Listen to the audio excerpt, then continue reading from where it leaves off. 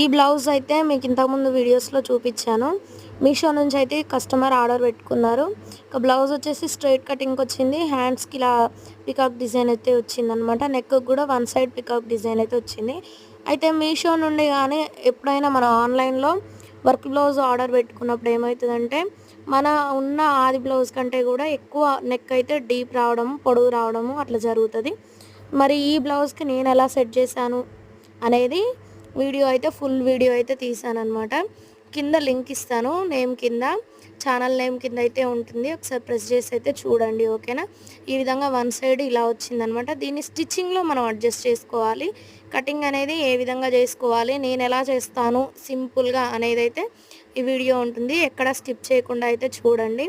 ప్రతి వీడియోలో ఏదో ఒక మీకు యూజ్ అయ్యే టిప్స్ అయితే ఉంటాయి కాబట్టి ఏ వీడియో అయినా స్కిప్ చేయకుండా చూడండి, ఓకేనా. వీడియో